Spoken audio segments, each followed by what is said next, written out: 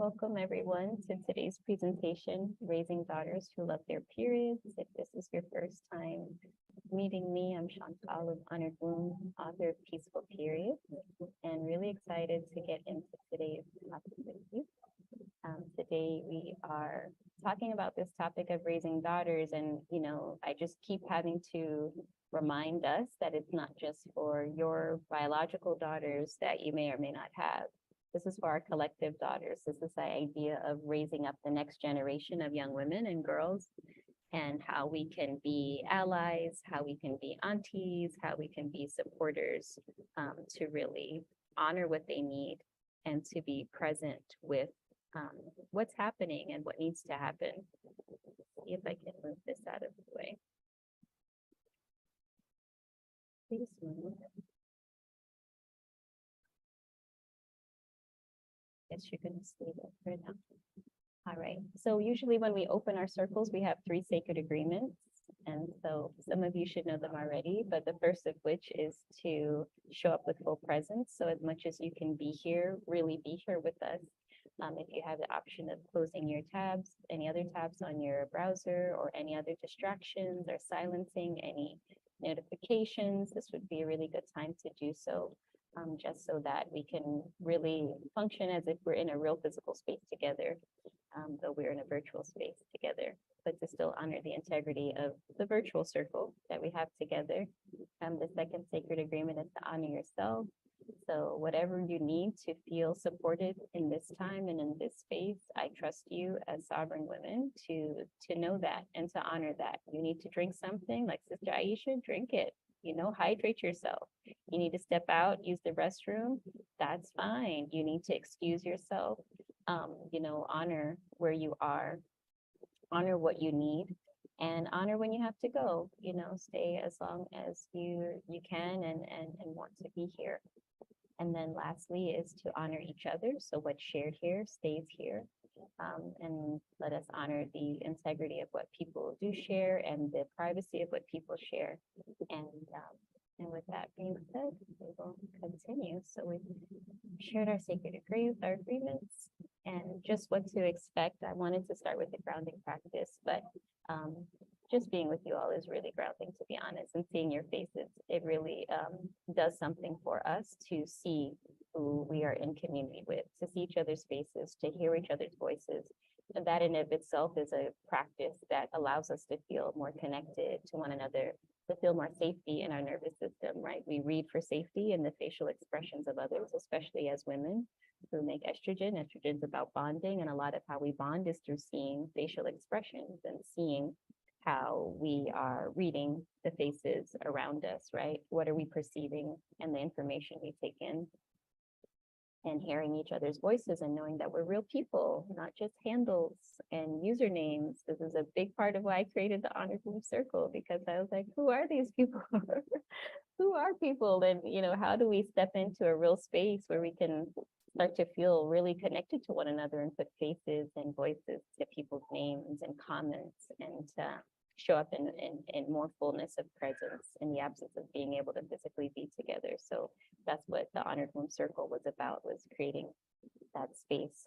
So thank you for grounding with us all. I'm going to share some of my observations. I'm going to share some opportunities as well as an offer. We have a little giveaway today, and then we'll have some Q&A time. So thank you for being here live and in person. It means a lot. Anything that I say that's of any kind of medical correlation, whether in Q&A or in the presentation, just know it's for your personal benefit. It's not a substitute for medical advice. And y'all are grown. I trust you to decide and to think and discern what is for you and what's not for you. So some of the observations. So if you don't know, I'm a womb steaming therapist. I also now more so a holistic menstrual health educator, because I realize people don't really know what a womb wellness educator, what that means. So I'm saying holistic menstrual health educator is landing a bit more comprehensively. But since I've started serving women in this practice of, wow, where did we go? Since I started serving women in All right, I'm gonna stop sharing because now the screen is glitching. Since I've been serving women in this practice of offering womb steaming and courses and educating and support, there are a couple of observations that I've noticed among women. And if you follow the thread of what they're experiencing in the present, you can actually understand a little bit about their past. And so the main observations that I will share with you is one, many of them began their journey of menstruation with a great deal of ignorance. So they either were not prepared for their first period or they were inadequately prepared for their first period. So many of which, even some women that I've worked with, their parents are doctors, their parents are pediatricians, their mothers even, and still there's no conversation, no preparation. They go through puberty with no conversation of what it signifies. They have their first bleed and they're totally unaware of what's happening, and they think that something is wrong, that they're bleeding in the sense of like something is harmful or dangerous happening to them, or they think they're dying. This is a consistent story, which is really unfortunate. The other observation that I'm noticing in the women that I serve is that they also began their period journey with period shame, right? A certain amount of shame about their periods, making sure no one has any sight of it, no trace of it is visible, things of that nature, right? Just total hide it all.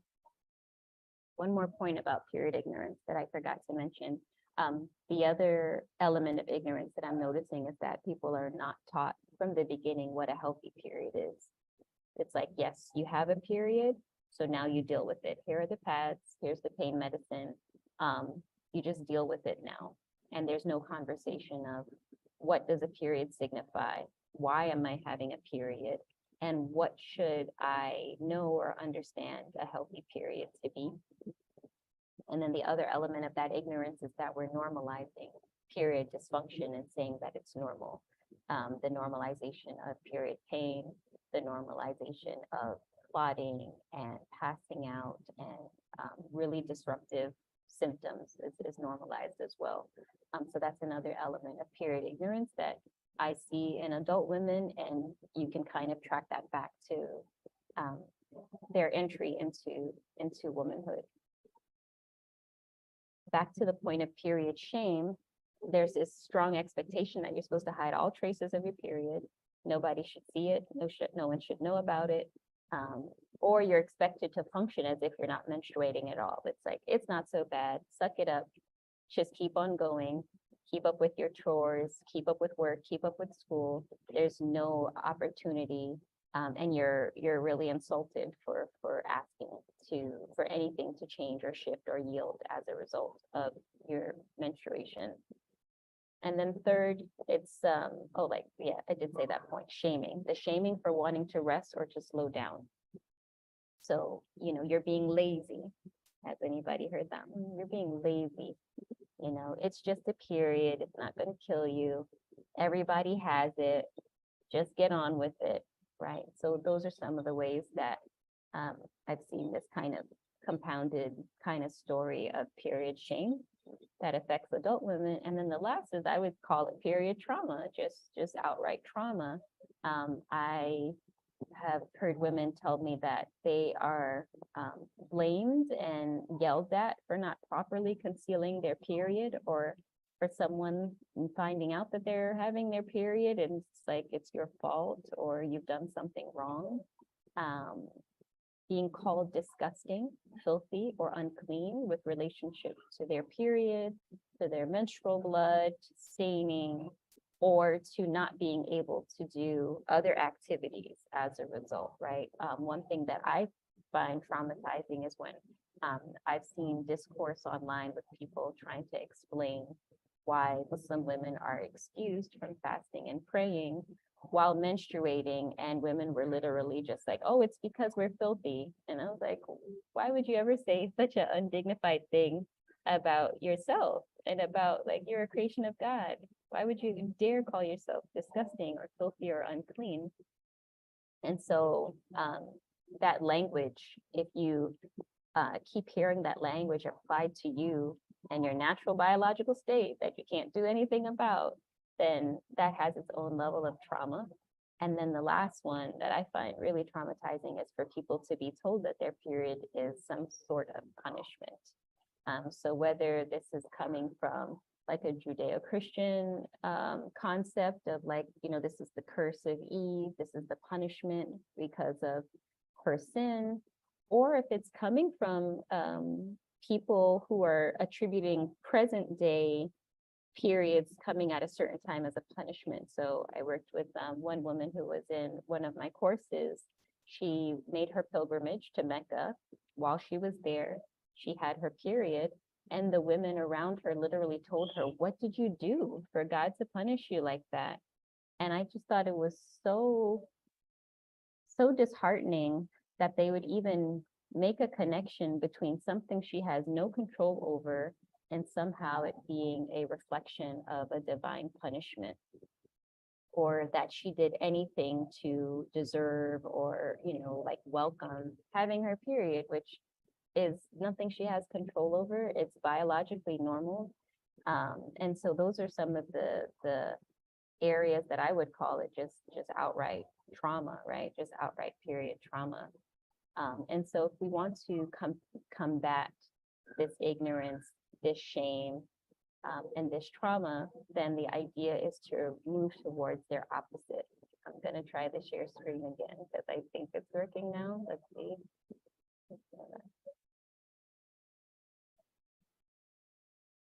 All right, everybody can see the full screen. Okay, so if we want to move away from period ignorance, period shame, and period trauma and move towards their opposites, this is what I'm offering. These are the opportunities I'm seeing. I hope that it saved the most recent. Oops, no, it didn't save the most recent. So I changed these images and you're not going to see the corrected images. So I'll just stop it. So first we begin with period education. So if we know that period ignorance is part of how women are struggling with their relationship with their own period, struggling through their symptoms and their experience of their period throughout adulthood, we combat that, or we address that, or we prevent that with proper period education. And that education should not be starting when the period starts, right? It's late at that point because it doesn't prepare, it doesn't give you this opportunity to understand and grow into this shift and really witness this really huge, significant shift that's happening. So ideally, period education needs to be starting before the onset of puberty or at the onset of puberty. And at the onset of puberty is just the perfect time because it's so evident that the body is changing. So when you see your nieces, when you see your daughters, your little sisters, your community nieces starting to go through physical changes, bring their awareness to that, in a positive way. Not in a shaming way, like, oh, you need to wear a bra now, or oh, you need to put on some deodorant now. Like, no, how do we really lift them up in that conversation? How we can say, wow, I'm noticing, are you noticing that your body is changing? How does that feel to you? Why do you think your body is changing in these ways? Do you see in some ways that your body is changing to be more like an adult woman? And how does that feel for you?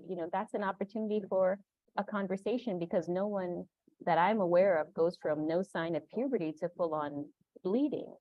We have years of that transition, years of underarm hair growing, years of breast development starting, years of pubic hair starting to grow, years of body odor changing. For some, skin texture changing and facial, like oil production, all of these things are changing. So why aren't we just putting it in this spectrum of, oh, you're on your way, you're on a journey, and this is the beginning of it, and let me help you understand what's next, as opposed to just wishing that girls stay girls forever, and you like don't want to deal with like, oh, they're going to cross this threshold, and then ta-da, we have all of this to explain all at once. I think also period education really needs to explain the purpose of menstruation. I find a lot of parents shying away from talking about periods because they're worried it's going to take them to a sex conversation, or that if the conversation of reproduction happens, then the next logical question was, how does reproduction happen? And what I find is that it's not always, and if you're having the conversation early enough, there that's not the natural progression of the conversation necessarily, right? And even if you're explaining that, there is a seed component of men and women that have to meet to create a baby, if we're starting the conversation organically and naturally, I haven't seen that it necessarily gets to, well, how exactly is that joining going to happen? Because they see in nature, even when you're teaching children about things in the natural world, they see things that are reproducing all the time, right?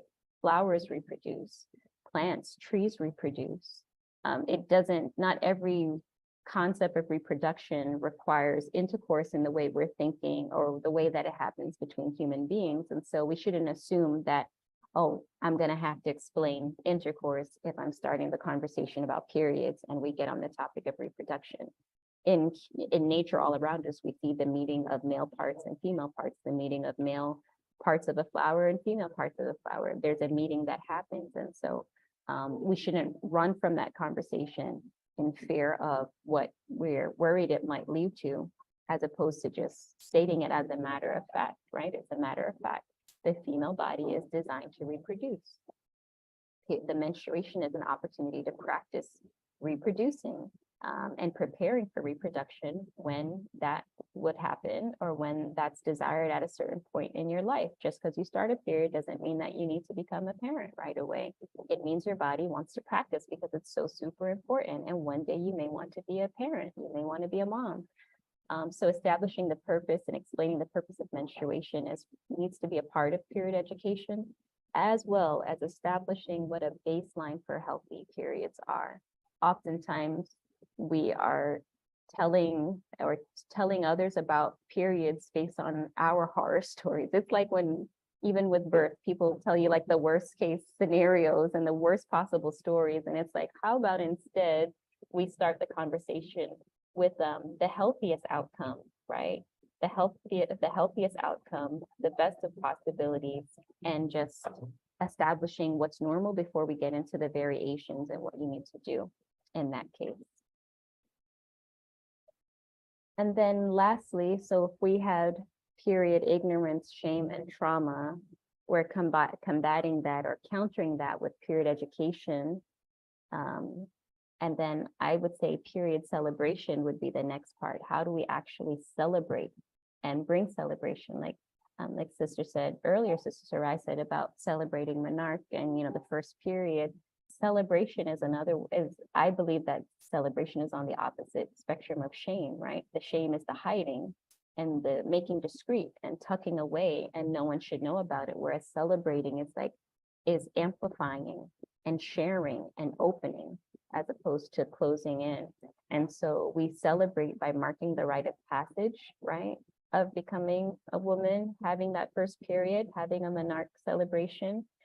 That in of itself says this is something worth celebrating. It's something worth sharing. It's nothing that someone should never know about. We also celebrate the period when we normalize period product access, right? You don't have to bury pads. And so can pads be available for women as they need them, right? If you're using reusable period products, can we hang them on the line with other clothes and not feel like, oh no, you can't see the period panty? I mean, if we normalize the hanging of other people's undergarments, if briefs can be, hanging on the line and flapping in the wind, why can't period panties? Why can't cloth pads? Why can't we just normalize that they need to have a space to exist too, right? And I think that's another way that we combat that shame, that we're not triggered when we see pads, that we're not triggered when we see period products. In our household, the kids, they fold everybody's laundry, so they're going to see some period panties, and it's not like, oh no, you can't see, you can't touch, that's part of how we normalize that this is something that happens in people's lives. And it's not something that only females need to know about. Males need to know about it too, because they're in relationship with females, with their sister, their mothers, their aunties, their friends, their cousins, and one day their own families. So I think normalizing period product access is another way that we combat that shame and really celebrate the period and that it has a place here. And then lastly, establishing period care routines is another way that we celebrate. If we're expecting young women around us to act as if they're not menstruating, we can offer the invitation to say, I know it's your time of the month. How about you lay down? You know, let me offer you some tea. What can I do to help you? I'll take care of that chore today. You know, that's another way that we combat that shame, right? There's nothing to hide. We can all be aware and we can all be responsive to you, and we can all, you know, be in care, right? Care for you and know that this is a special time and it should be honored.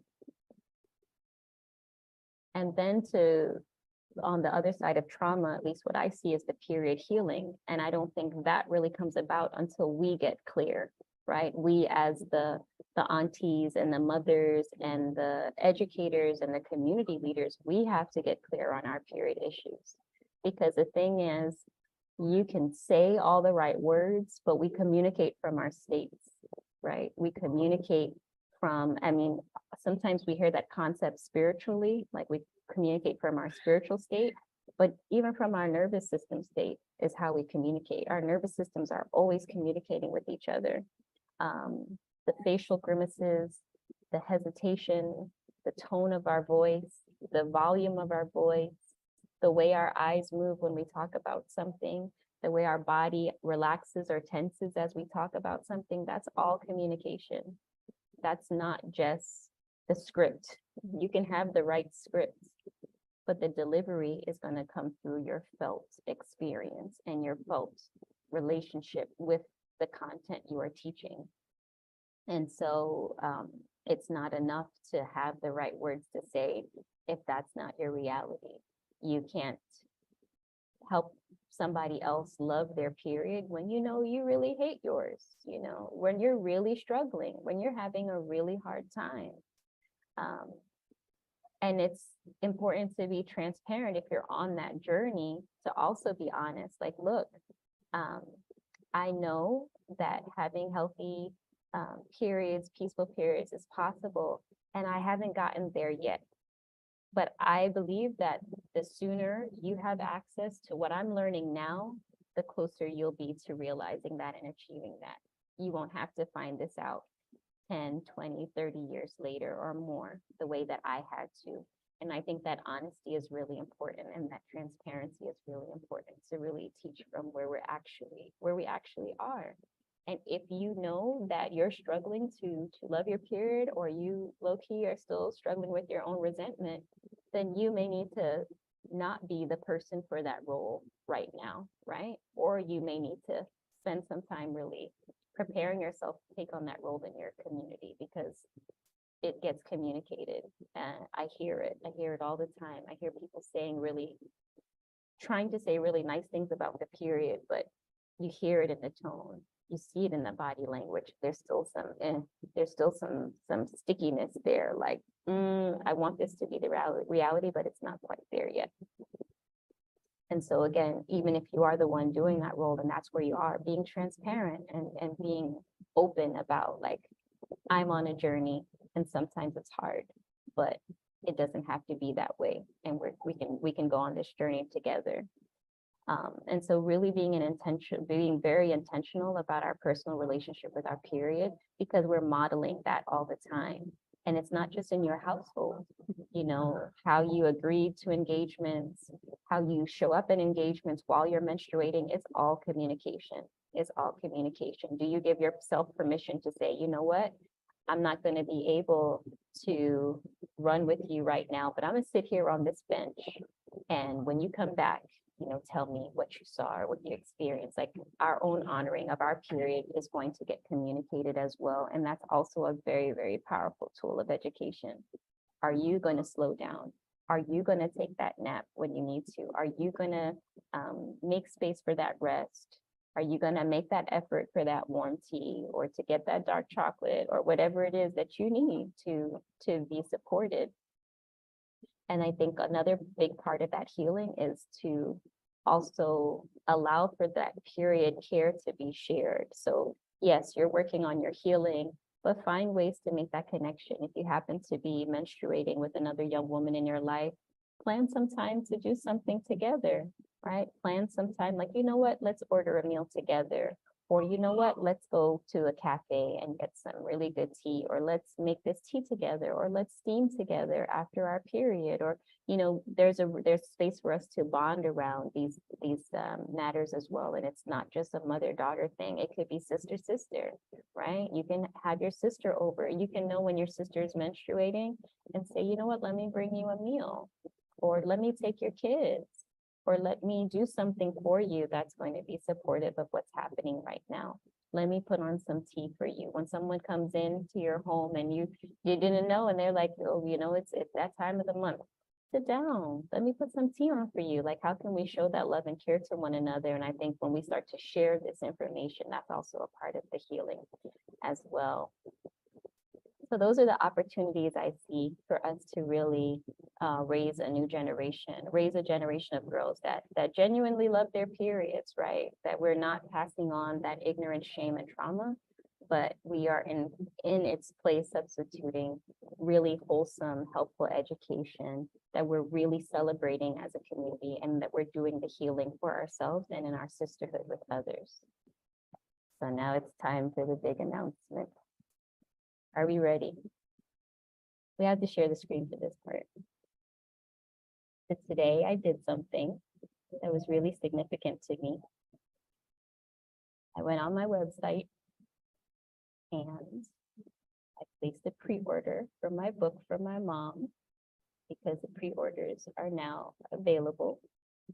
And this was like a really special moment for me. So let's see if Canva wants to cooperate now and give me some big screen. So this is, y'all are the first to publicly see the cover of the book, and it is here. The only people who have seen this book have been like working really closely with me to get it done. A very, very tight circle. So this is the first public unveiling of the Peaceful Periods Holistic Wound Care for Teens.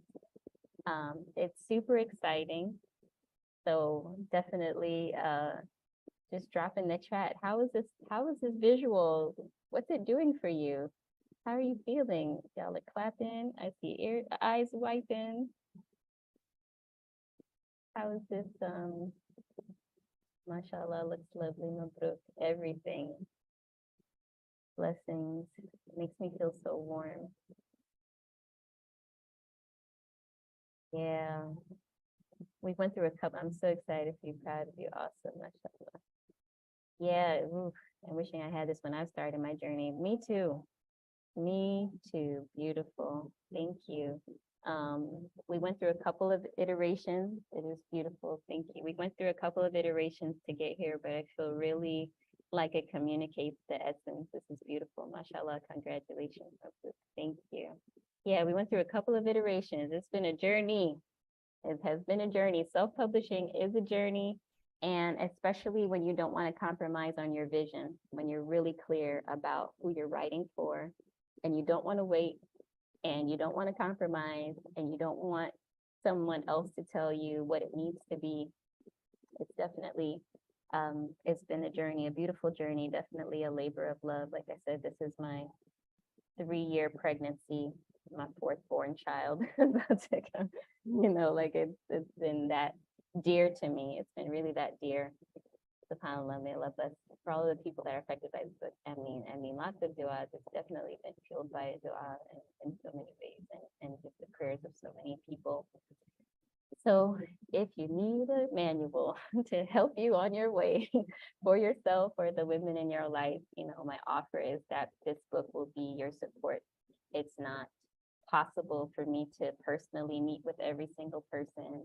It's not financially possible for everyone to be in a class with me or in a program, but a book can go further and wider in this information. So if everything, I'm gonna say about someone admitting, I'm gonna just assume it's their male partner's name. I'll let them in. This basically everything that I teach and that I offer, I put in this book in a really easy to read way. And so the spoiler alert is it's really not just for teens, but I know women and we will spend on other people before we spend on ourselves. We will buy something for our niece and our, our daughter and our girlfriend and our little sister before ourselves. And so I pray that with that intention to give it to someone else, that we read it along the way, that we grab a copy for ourselves, that we read it with the young women in our life, that we have book studies around it, that we have study circles around it. It's beautiful and so needed. I will be sure to buy for my granddaughters and young friends. Thank you.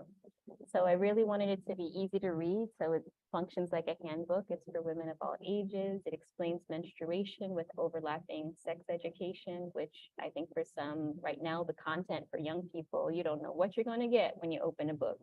It's been wild. So to have a book where there are anatomical illustrations in it, but there's no overlapping of sex ed or content or conversations around gender, is physiology. It's talking about periods and uteruses and wombs and how that impacts our life. It also introduces alternative healthcare allies and tools of support. Many times when young women are struggling, when women period are struggling, they think their only resource is a doctor. And there are so many other tools and so many other allies that we should know about and should have access to, and that can actually offer more effective solutions, unfortunately, than most of our conventional gynecologists. It affirms body positivity, healthy self-esteem, and lifestyle support, and really taking responsibility for your health and knowing how your mindset and your activity, your diet, how all of these things impact what your period is going to look and feel like on a monthly basis. It's not a book that has a judgmental tone. It's very sisterly and it's very uplifting, and it's just information. And that's like, the more information you have, then the more power you have to make a choice with what you do with that information. Also in the book, there is a guide in the beginning that's for parents and educators. So how to support a young person in your life who's on a peaceful period journey. There's a homeopathy guide, which is a really cool addition. So when people are having in the moment difficulties, there's a really easy to use homeopathy guide. So you know what kind of homeopathic remedies can be supportive of particular symptoms. There's a seasonal self-care reference chart. So for each of your phases, what season it is and how to care for yourself. It has interviews with doctors, acupuncturists, peri-steam hydrotherapists, homeopathic practitioners, journal is spelled wrong. It has a free downloadable cycle syncing journal on my website, as well as a free period tracking sheet. So it explains how to track your cycle, how to check when you're ovulating, check your basal body temperature. And right now we're in the pre-order stage, right? We're not completely done. It's not completely out in the public yet, but whenever you order a book for pre-order now, so the books should be shipped in September, October at the latest. But when you pre-order your book now, before it's publicly available, you'll get a free membership, a 3-month membership in the Honored Womb Circle, as well as a free ticket for having a virtual womb wellness retreat. So it's going to be like a day of womb wellness practices. It'll be all virtual, but it'll all be practical stuff. So being guided in practices that you can do for yourself and do from your home. And we'll all have our books, and we'll all be celebrating and reading passages and sharing our favorite parts together. And that's the big